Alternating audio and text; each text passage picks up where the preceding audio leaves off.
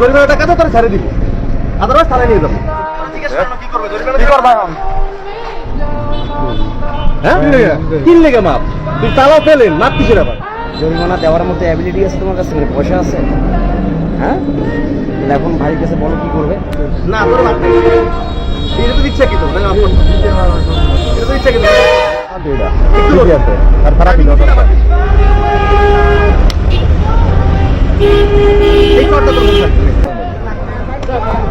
ভাই থাক আর মারেন না, থাক ভাই যান।